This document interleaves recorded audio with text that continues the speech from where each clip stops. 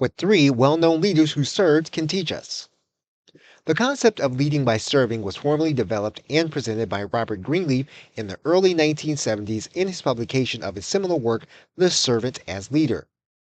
In it, Greenleaf describes his concept of servant leadership, which is largely defined by the service the leader gives to their followers and the fact that the leader never fails to keep their followers' needs of primary importance.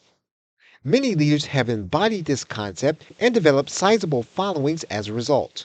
Born into India's caste system in the 19th century, Gandhi's philosophy evolved throughout his life to embrace the attitude of servitude.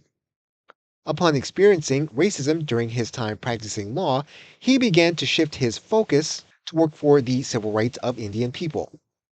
He didn't seek out a position of leadership. Instead, he worked on the front lines with those experiencing oppression and discrimination, eventually gaining a loyal following, which led him to becoming a leader for civil rights of Indians. He demonstrated the epitome of leading by serving by being assassinated by a Muslim, one of the very people he fought for. Dr. King lived during the rise of the civil rights movement, of which he became a participant and not necessarily of his initial choosing. Yet once he began his work alongside of others for the rights of Black Americans, his influence began to extend further and further and farther into the movement until he became a primary leader, if not the primary leader, of the civil rights movement prior to his assassination.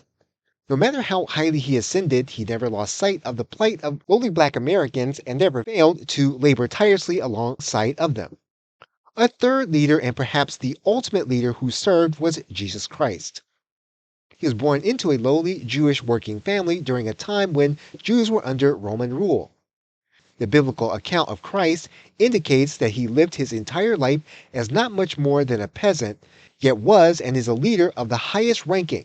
There is no higher position of the leadership than being God.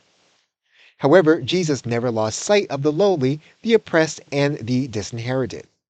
He spent his entire earthly life serving his followers and meeting their needs, even sacrificing his own life for them. So, what do these leaders who serve tell us? Or what can we learn from their lives and the examples they set? We learn that a formal position of leadership is not required in order to have a love for the people we serve, and that those we serve know beyond any doubt that we care for them and want the best for them, and will always strive for them to realize their goals and desires and have their needs met. Our empathy for them can be clearly felt by them, and in turn, they are loyal to us and the leadership we provide, whether from a formal position of leadership or otherwise. Okay, so with that, thanks, and I will see you in another video.